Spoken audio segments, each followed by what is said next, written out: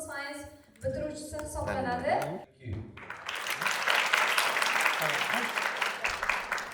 Good evening, guys. So, yeah, my name is Leon Damien. I'm from the UK. So I'm currently the academic director at El Baruni. Has anybody heard of El Baruni School? Yeah, it's a brand new school that's just opened. I'm an economist, and I studied at LSE, and I did my master's at Cambridge. So today, what I'm going to talk about is basically the importance of startups and the importance of entrepreneurs and the importance of women in general, okay, for your country. So it's more looking at it from a macro, a bigger picture, let's say. So I want to speak to you guys. I don't want to just be speaking me. I want to ask you questions. I want you to speak to me. Don't be shy. Okay? If nobody speaks to me, I'm going to come up and put the microphone like this. Okay? So, first of all, am I in your way? Can you see? Everything's good? Okay, so how do we build the future? Okay? One thing I like about your country, because I've worked in this region a lot, Russia, Azerbaijan, places like this in Central Asia, and your country is very liberal. Do you understand what I mean by that? I don't mean crazy liberal, I mean good liberal. So I mean basically you have a lot of, especially for women, your president is giving a lot of opportunities for women to go into areas like STEM, where it's predominantly dominated by men, yes? And there is this idea that boys are better at STEM than girls, which is not actually true. It's not actually true statistically. It's 50-50. Okay? So what I want to talk about today is the importance for your economy of startups and STEM startups in particular. Okay? So if I just... Okay, guys. So I have a question for you. What do you think would happen if there were no startups in Uzbekistan? What do you think would happen? Have a think. 10 seconds. What do you think would happen? Do we have any economists in the room? No? Okay, so, yes.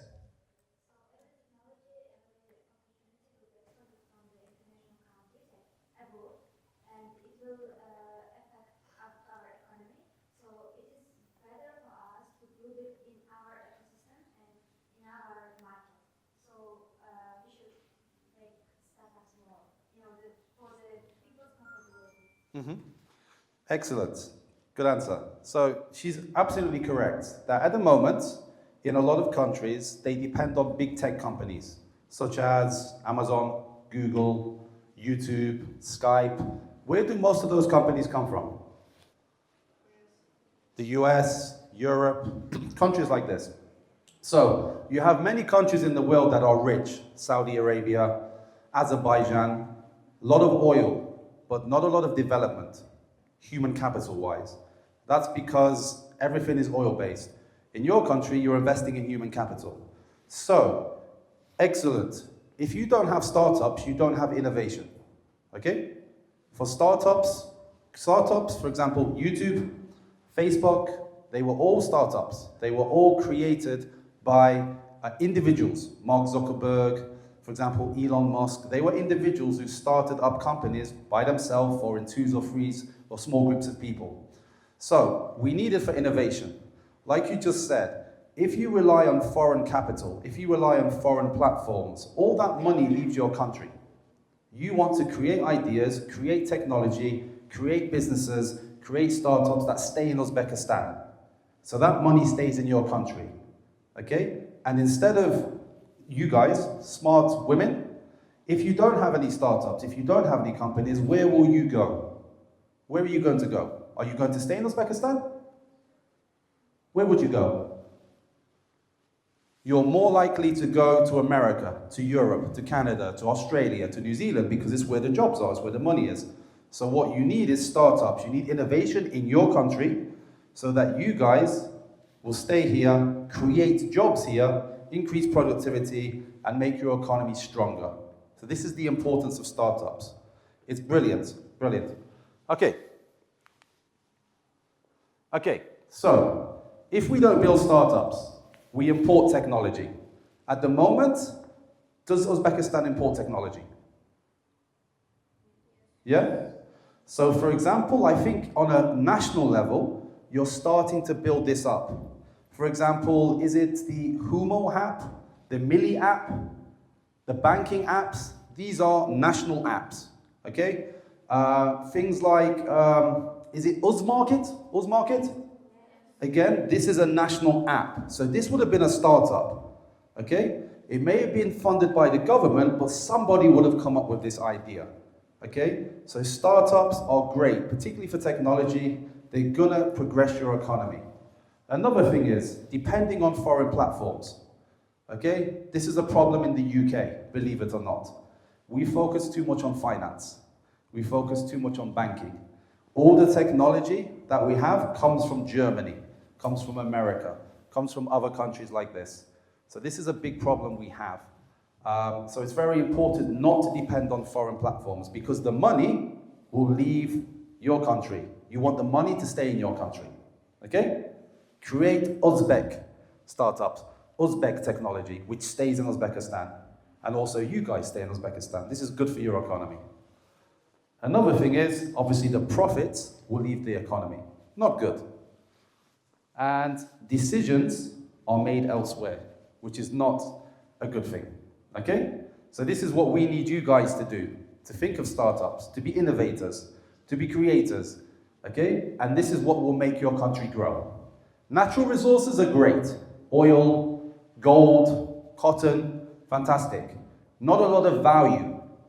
IT, banking, finance, this is why countries are rich. Why do you think the UK, Israel, Germany, America, why do you think they're rich countries? Why? Any ideas? Why do you think the UK, America are rich countries? Is it because we're smarter than you? No. It's not because we're smarter than you. It's because we were given opportunities like you're being given. So, 100 years ago, if you had an idea in Britain, 200 years ago, if you had an idea in Britain, a good idea, the monarchy, the king, will take that idea from you because they would see that as a danger to their power. So they would take that idea from you. So what would happen is people wouldn't have ideas. People wouldn't create ideas. Same in the Soviet Union, yeah? Nobody created anything because the state controlled everything. So now you have a platform to create an idea, to own that idea, and to make money, and to employ people. So this is an incentive for you guys to be creators, to be inventors, to be startup girls, okay? This is why it's very important. Okay, so your government allows you this platform, this opportunity. And when you have this opportunity, innovation will grow, like a tree, it will grow. Okay. Okay, guys, I have 3 variants here. Which of these do you think is the most important? Consume technology, create technology, or export technology? Which do you think is the most important? Okay, who said export? Raise your hand. Okay, tell me why. So that you can get profit. Good. So if you export technology, where does that money go? Okay, so you said export technology. Where does the money go? It comes back to Uzbekistan, yeah? And this grows your economy. If you are buying American technology, where does the money go? To the United States. Not really good for your economy. Okay? So, any other ideas, guys? Does everybody agree exporting is the most important, or do we need create technology? Good. Yeah? What about consume technology?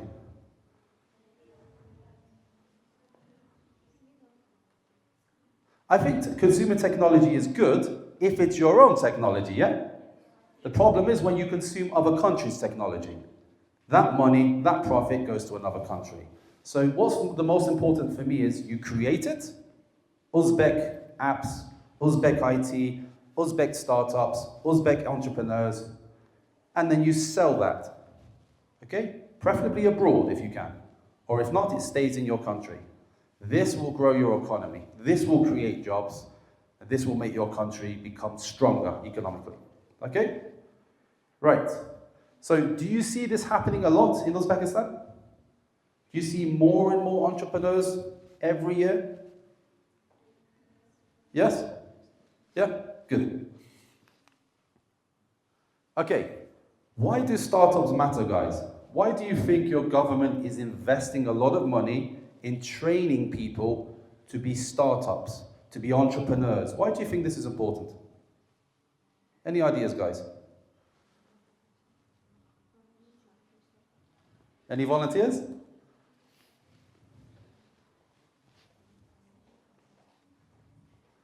So guys, startups are ideas. With those ideas, what do we create? We are innovative. It's innovation. Okay?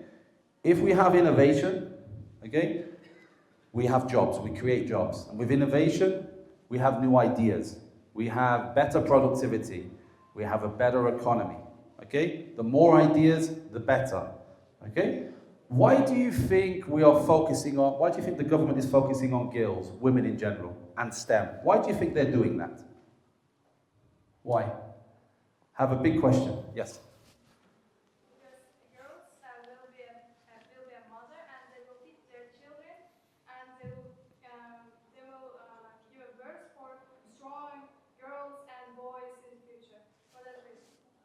Yeah. And they can find their position in their country and they can make many jobs and they can build it and they can make more asset. Yeah. So there's this thing in economics in the UK that we talk about, that women are, you know what feminism is, yes? So there's a lot of people talking about feminism, good feminism, bad feminism, yes? Crazy feminism. So in the UK, we have economists from my university, and they say that obviously women have children, yeah? And they raise these children. They look after their husbands, yeah? This is a job, yes? It's a job. Yes or no, it's a job? Of course it's a job. You raise a child, like she said, you educate this child, you teach this child what is right, what is wrong, you educate them culturally, okay? And then you create an individual who is an asset to the country, yes? You do that as mothers, yeah? Agreed? Okay? Also, you look after your husband. This is a job, okay? So this has value, okay? The problem is, there's no monetary value, yes? You don't get paid for this. So this is why people undervalue women a lot, in this sense. But what's happening now is that you can do both. You can have a family and you can be a professional. And historically, there's certain professions, like maths and STEM subjects, which are dominated by men. So now, in your country, more and more women are going into STEM, yes? More and more. So this is good, because if you isolate half of the population and say women should stay at home, men should work, 50% of the population don't work. Yeah? Which means you have 50% of the people not contributing to the economy, economically. So the more women you enter the economy, the more women you have ideas, the more women you innovate, the more women you create, the better it is for your economy. So we need more women to enter the so-called male-dominated professions, yeah? STEM. And we're seeing it happen in Uzbekistan. More and more women are winning Olympiads in maths, in science, in technology. It's growing every year. So it's about opportunity, yes? It's not about this. It's about opportunity. Okay, so the more startups we have, the more jobs. If you open a startup, you're going to create jobs. The more jobs you create, the better for your economy. Okay? The lower unemployment, the better economic growth. This is good. Also, productivity. What is productivity? Does anybody know what productivity is?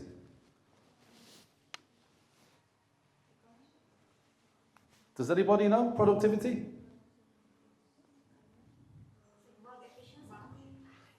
It's about efficiency, yeah. So let's say, for example, I have a factory, okay? And in my factory, I have workers. I'm one of the workers. In 1 hour, I can make 10 loaves of bread in 1 hour. If you train me, I can maybe make 20 loaves of bread in 1 hour. Yeah? So I'm producing more for the same cost, for the same wage. This is productivity, yes? So when people have skills, when people have education, it increases the human capital. When you improve the level of skills in an economy through education, people become more productive. They create more ideas. They become more innovative. Okay? More ideas, more skills, more startups, more businesses, stronger economy, yes? This is good. Okay? So this is what we need. Also, your country will become globally competitive. As you see in Olympiads, yes? We have a lot of young people in here today, yeah? As you go to international Olympiads, you're starting to win more international Olympiads, yeah? So you're becoming globally competitive. Uzbekistan is coming on the map. You're marketing your country, and this will attract what? If people see Uzbekistan as a country of smart people, what will happen?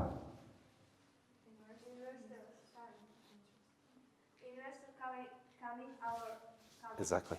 Investors will come to your country. Why will they come? Well, because you guys are educated, you have skills, you're smart, and also Uzbekistan is a relatively cheap country to invest in. So as an investor, what do I want? Smart people, low cost. Yeah? This is why China is such a good country now. Economically is good. Why? Because the labor cost in China is very low, but the people are very smart. Low cost, smart people, perfect for an investor, yeah? The UK, smart people, very expensive labor cost. Okay, so this is something that's good for Uzbekistan. Economic independence. At the moment, a lot of Uzbekistan, you depend on Russia a lot, yeah? For technology, yeah? Maybe China, okay? So when I go to my apartment and I press the intercom, you know, to enter the apartment, you press this button and it rings, beep, beep, beep, beep. It's always in Russian. Whenever I go to the bank and you take the ticket, it's always automated in Russian, yeah? Sometimes. So what this will help you with startups is to create systems, IT systems in Uzbek, controlled by Uzbeks, yeah? This would be good. So that you would be independent of other countries. So when you build these systems, that money, that investment stays here. Okay? You're economically independent. Okay, right. Can a country become powerful without innovation? Why?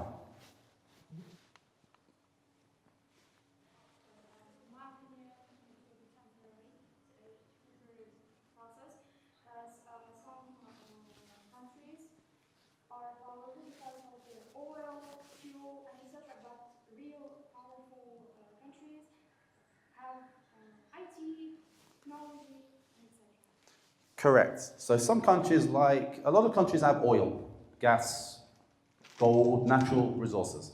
But some of those countries don't reinvest it, yeah? So obviously your country has natural resources, gold, cotton, agricultural products, and your government, they reinvest this in human capital because human capital has more value, okay? Which makes the country richer, okay? So yes, without innovation, the country will not grow. Okay, so for example, you take the Soviet Union. The reason the Soviet Union collapsed is because of a lack of innovation, yes? So why would people create ideas in the Soviet Union when they know those ideas will never happen? They will be shut down or they won't make money from those ideas. So there's no innovation. In your country now, you're going through a process where education is very important. The government's investing a lot of money in women, in young people, in young talent in general. So they want more innovation, more startups, stronger economy, better life for your children and your family. Because your economy will grow and grow and grow and grow. Okay? And obviously jobs. More innovation, more jobs. This is great. This is what we need. Yeah. Okay, I have 3 examples of 3 countries. these countries, what do you notice about these three countries? What's similar about these three countries? What do you notice? Digital technologies. They're all advanced in tech. Yeah? What else do you notice about them?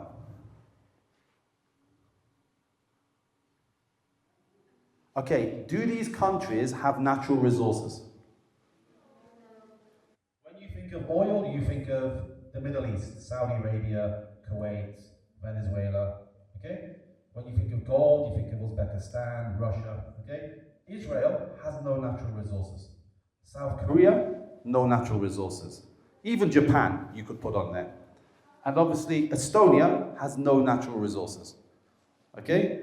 So, how did they become rich?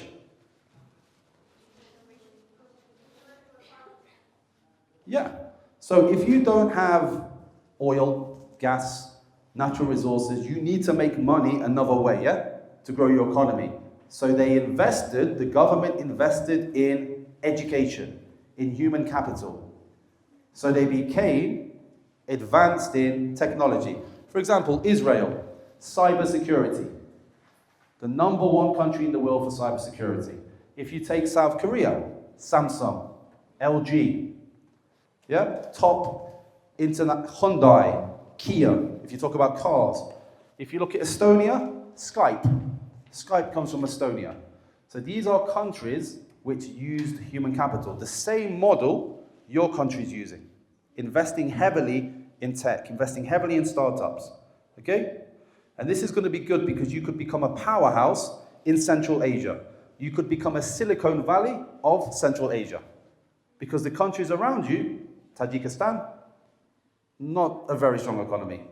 Kyrgyzstan, not very strong. Afghanistan, not very strong. So the only competitor you really have is probably Kazakhstan, yeah? That's it. So you have a big opportunity. And startups and entrepreneurs will drive this massively. Okay? So, were these countries always wealthy? Were they always rich? Was South Korea always a rich country? No, it was very, very poor. Hence why they invested in technology, human capital. The same with Estonia. Estonia was part of the Soviet Union, yeah? Like Uzbekistan, it was part of the Soviet Union. So, again, they didn't want to be dependent on Russia, so what they did, they invested in human capital. And now they're one of the fastest growing economies in the European Union because of this model. Okay? Okay. The next question I have is, you guys are all young, I presume. What advantages do you think there are of having a young population? So Uzbekistan has a massive young population.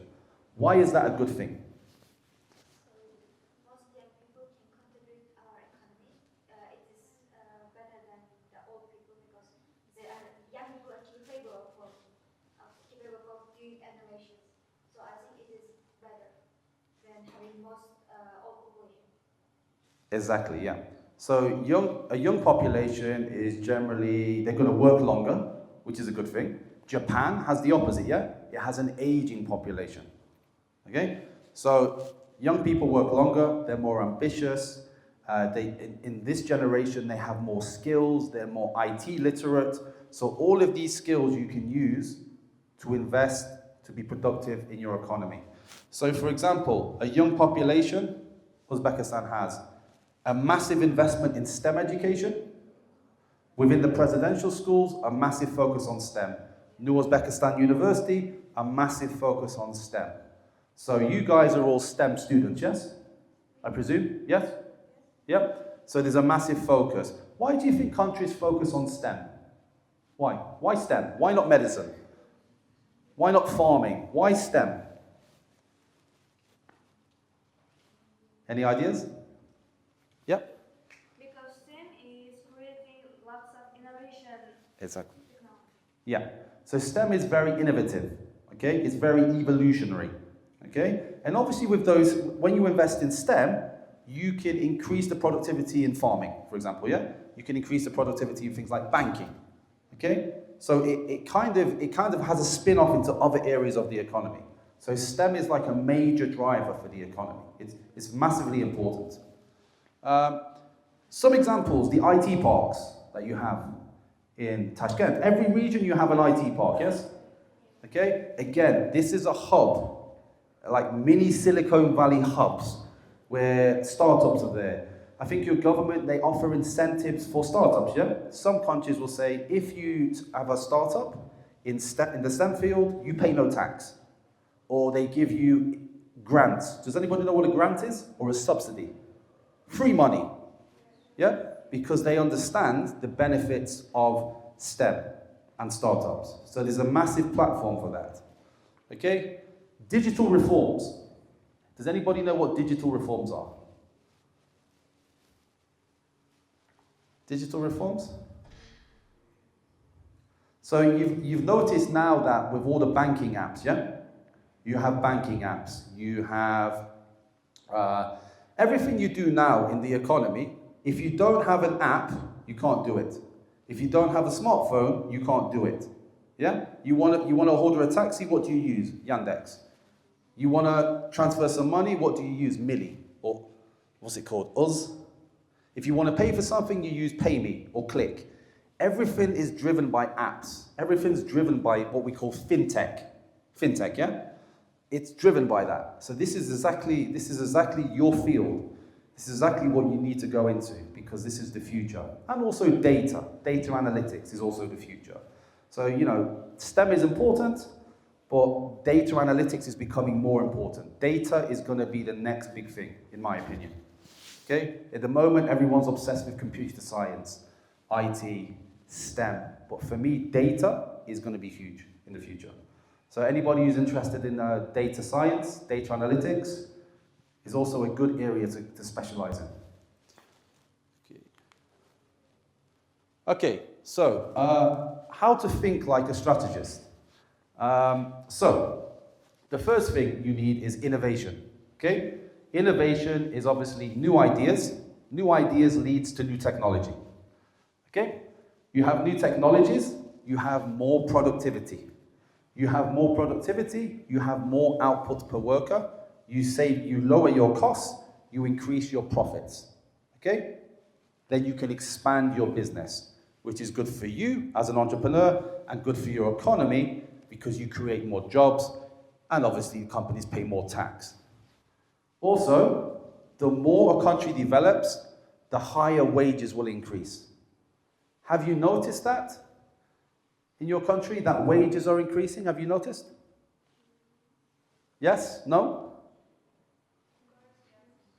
Sorry? Yeah. So, as an economy grows, wages will increase, okay? Because of productivity. If workers are better skilled and produce more, it means there's more profit, higher wages. Win-win. Okay? Also, all of these things will lead to a stronger nation, a stronger economy, okay? And it means that you don't have to depend on things like natural resources. You focus more on human capital. You focus more on technology, okay? And this will just be a win-win for your nation, okay? So, what do you think matters more for your country? Natural resources, technology, or human capital? What do you think? What is human capital? Knowledge, skills, Yeah.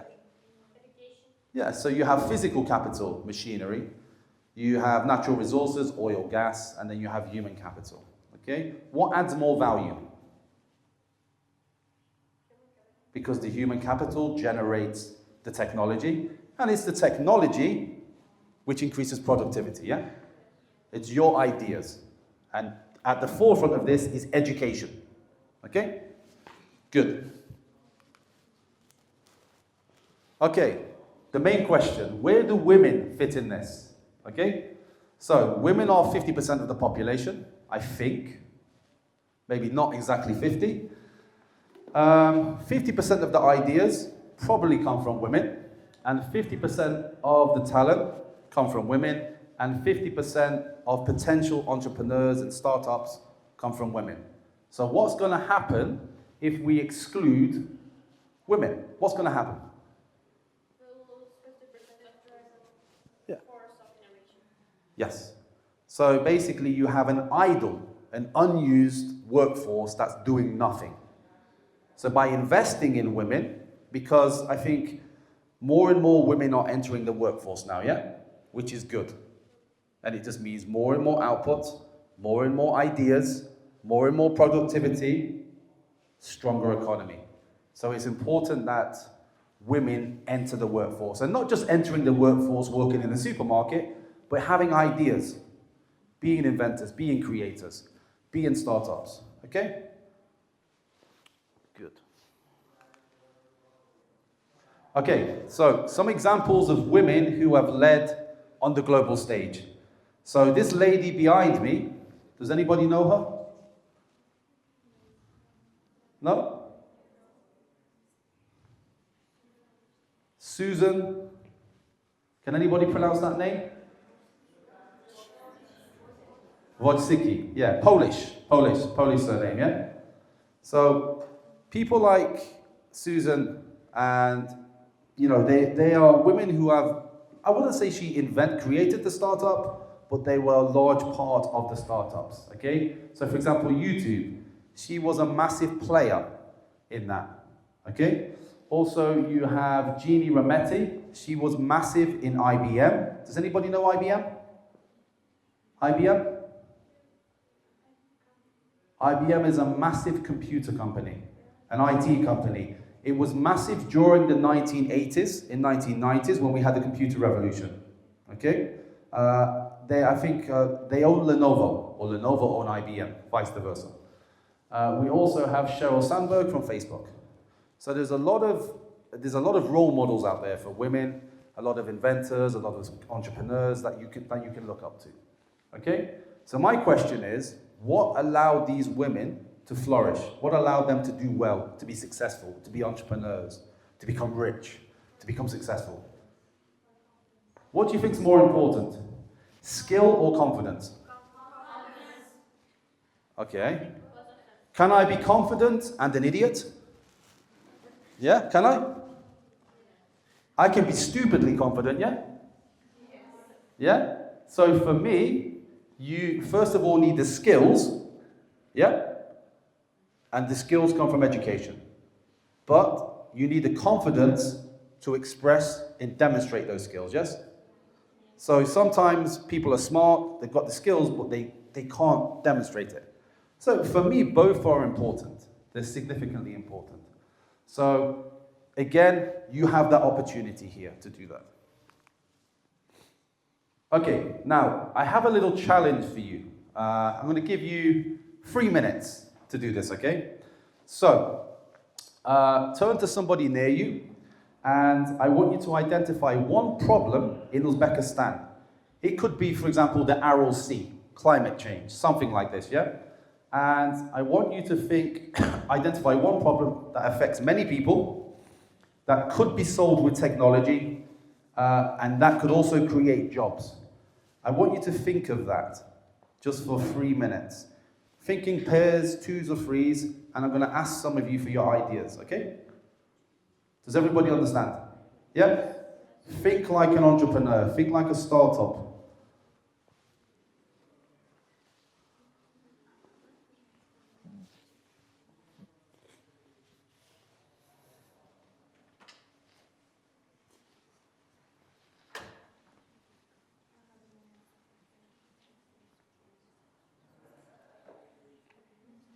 What are some of the problems in Uzbekistan? Obviously, I worked in Nukas.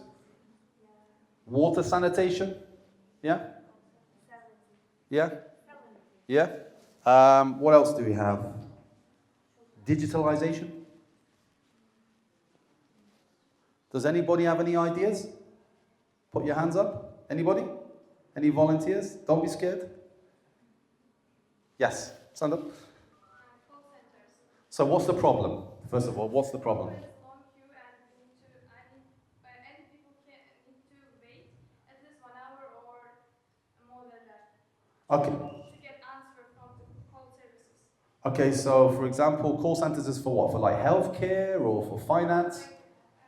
Like mobile services. Yes, like us, yeah. Okay, so this is the problem. So efficiency, yeah? And the length of time you have to wait. Okay, what could we use? What technology could we use to solve this problem? AI, because AI Yes. work faster than people. Exactly. So when we call in England, what you've just said, we try to solve this in the UK. So every time we ring up, you speak to a robot.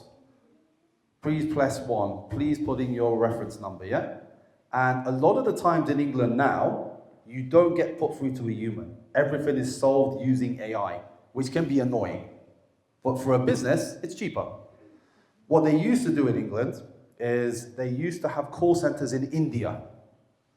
Why do you think they would have call centers in India? Because they need a job, because there are too many people that's jobless in India, and they work for cheap salary. But why is that beneficial for my country? Because more smart people work for high salary, but in India, many people accept cheaper salaries and they work because there is no innovation to work in India. Yeah. So in India they speak English because it was a colony of the UK. So British businesses thought, why am I paying $10 an hour to English workers when I can pay $1 an hour to an Indian worker? So we basically subcontracted all of this work to India. Then the businesses thought, we can even do this cheaper. Let's use AI. Yeah? So it's a good thing if you're the business owner, but it kills jobs, yeah? It takes away jobs. So there's good points and there's bad points of this. Okay, any other ideas, guys? Any other ideas, yeah? Cultural preservation, yeah? Okay. So we have many artists. Let's say, according to the statistics, we have more than 3,000 artists, but less than 5% only solve their work consistently online. And follow up that many artists just give up their work because there's no reliable way to reach buyers. Yep. So in this case, what should we do? We should help people to like make buying art easier. And I made up with an idea that we should create an art marketplace online, and we should have such such thing for buyers so that they can imagine that artwork on their wall. Mm-hmm. It will be more easier for them to imagine and come up to buy that painting. So technology to make it more accessible. Yes, Yeah. using augmented reality. Good. Another thing, what about education? So are all of you guys from Tashkent or are you from different regions? Okay, so in El Biruni, my school, we had national exams, yeah? Now, if you're a poor child from a poor region, yes? You may be super intelligent, but you've not had access to English teachers, yes? If you're from Tashkent and have a rich family, you're probably going to go to the best English language school, but it doesn't mean you're smart. It just means you have access, yes? So what we're trying to find is the smartest students without being discriminatory. So you could have like an educational app, how to learn English. You could use an app for this. You could make English more accessible using technology, because you have to know English nowadays, yeah? It's kind of, 20 years ago, it's kind of like a way to show off. I know English. Now it's kind of expected, yeah? It's a minimum requirement to know English in the modern world. So we could create apps for education. You know, that's something we could do. Any other ideas, guys? Yep. So the problem is difficulty in choosing a career or major for high school students. Good. We can solve it with creating an app that can show 3 roadmaps for students. For example, first is for interest. What is their hobbies or interest. The second is what they can get from a job. For example, how much they can be paid. or where they can be work. The short is what they can do for like to be in this major. Excellent, yeah. Good, good. Okay, any other ideas? Yep. The problem is air pollution from fuels from the factories, and this affects people their health. And to solve this problem, to create a machine which filter airs and put this machine to these factories, and it could create jobs for to work with this machine. And that's it. Good, good.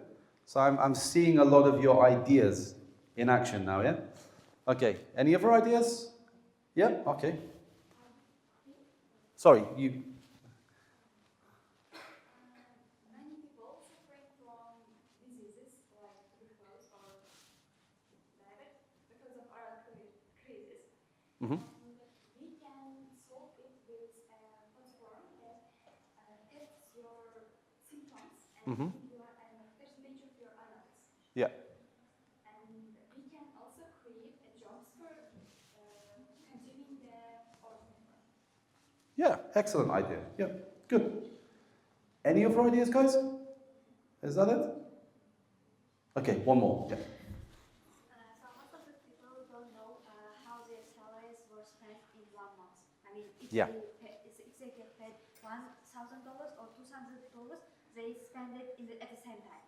So we can create an app which works with voice texts, and they will just tell, and it will all save the data, how the outcomes are going, and at the end of the month, people will see to which category they said how much money, and it increases the economical knowledge. Exactly, yeah, yeah. Money management, yeah, good. Okay, guys. My last, or penultimate slide is what builds a startup nation. So this is like a pyramid, a step-by-step pyramid which I've created. So first of all, we have 5, let's call them skills. You need education, obviously. You need a risk-taking, excuse me. You need a risk-taking culture. You need investment. You need role models, and you need ambition. Which of these do you think are the most important? Or do you think they're all as important as each other? Or do you think some are more important or less important? Yep.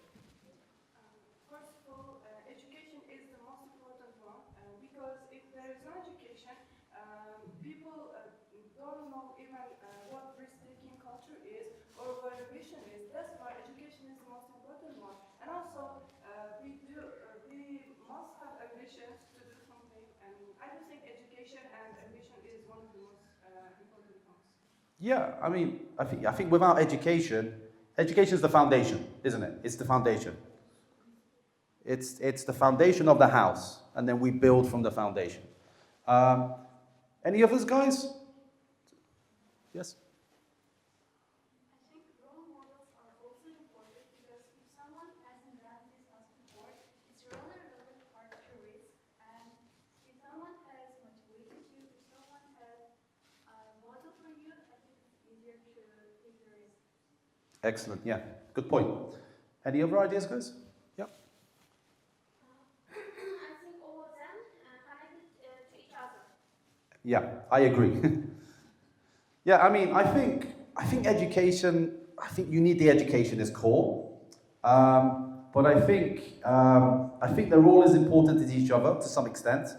What about risk-taking, guys? A risk-taking culture.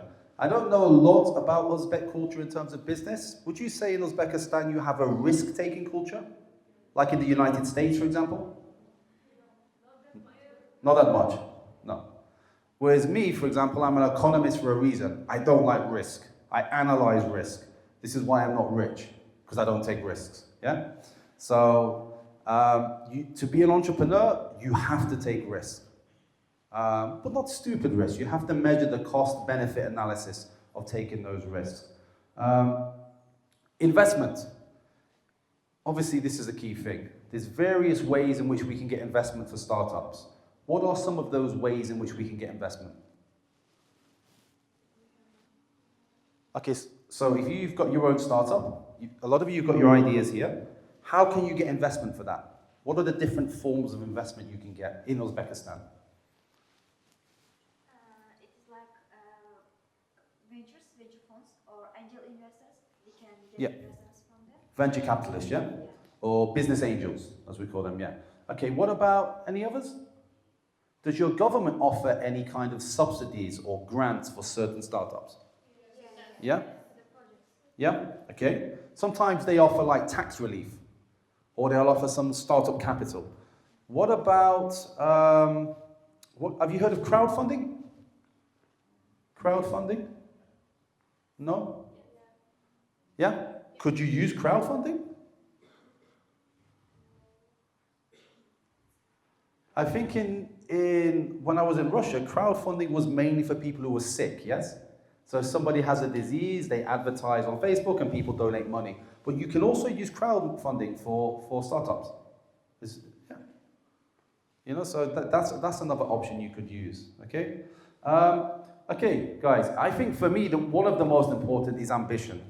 Without ambition, you have nothing, yeah? You can be smart, you can be intelligent, you can have all of the top skills, go to the best university, but if you don't have ambition, you're not going to have the creativity, you're not going to have the ideas, and then everything else kind of falls by the wayside. Okay? So for me, ambition is everything. But I see, especially my short time in Uzbekistan, people are ambitious. People are taking advantage of the opportunities that are available. Unfortunately, in my country, we do the opposite. We expect everybody to do everything for us because we've been spoiled. We have a rich government. If we don't work, the government gives us free money. You know, they give us free education, free healthcare. Everything's good. There's no incentive, yeah? You guys have incentives. You have ambition and you have a government that's investing, which is good. Okay? So I would say they're all as important as each other. You could argue education's slightly more important than the other four, but they're as important as each other. Okay, guys. Now, what stops innovation? What is the barrier that stops innovation? For me, what stopped me from being an entrepreneur was fear of failure, fear of losing money. That was my biggest obstacle. Fear of judgment is another one. Judgment by your peers, by your family, if you fail. Okay? Another one is wanting to be perfect. Okay? So, you know, and also we have a lack of visible examples, which I think the lady over there mentioned. Role models, visible examples, this is also an issue. So sometimes you've got to fail to succeed, yes?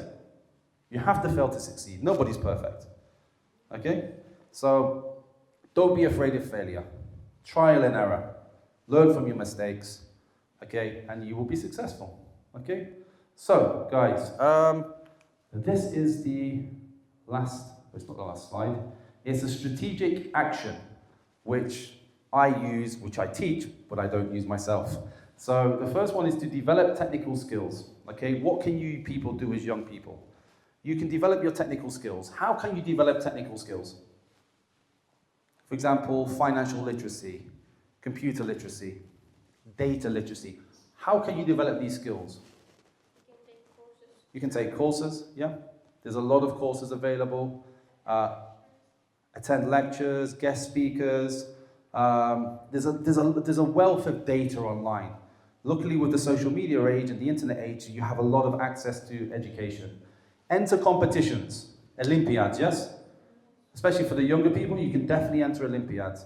This is where you'll get recognition. And a lot of Olympiads, international Olympiads, you have investors.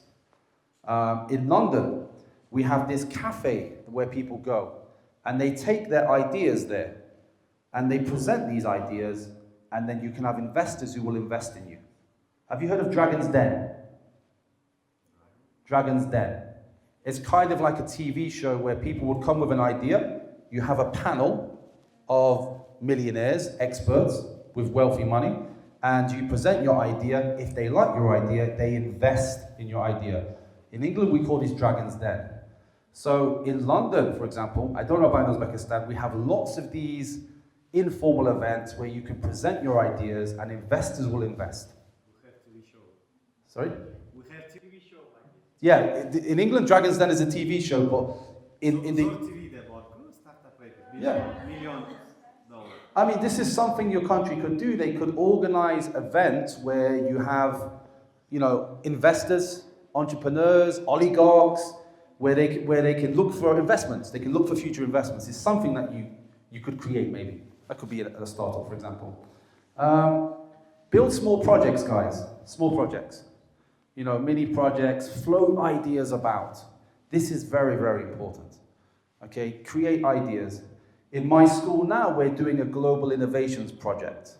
So my students are 15, 16 years old, and we said, you have to think of a global problem, propose a solution to solve that problem is the first stage. What's the idea? What problem does it solve? How do you market it? How do you fund it? What's the strategy? Then the second stage is you build the prototype. Yeah? And you never know who's watching. You know? You never know who will want to invest in these ideas. Okay? And the main thing for me is that make sure your startup solves a problem. Make sure it's unique. It's different. If it's not unique, make sure it's different. It tackles an issue in a different way. Okay? So, you know. And sometimes people overcomplicate ideas, yeah? They try to overcomplicate. Sometimes the simplest things are the best. Have you seen the cat's eyes in the road? You know when you drive along the road and you have these plastic, we call them cat's eyes. So in the middle of the road you have these like plastic pieces in the middle of the road and it reflects and lights up. We call them cat's eyes. Piece of plastic. The guy is a multi-billionaire who created that. Simple idea, very effective. It can make you very rich. Okay guys, so this is the last slide I'm going to talk about is, what does the future hold for you? Okay? This is what I want you to think about, you know. Are all of you interested in being entrepreneurs? All of you interested in setting up a startup? Yes? Okay, good. Right, so guys, thank you for your time. This was more of a macro lecture about the impacts of startups. Because that's my background. Do you have any questions for me? Any questions you would like to ask? Yes. Yes? Who said yes? I heard a male voice. Any questions, guys? You can ask me anything. Don't be scared. No? Or is that just like, I want to go to sleep? Please go. No? No?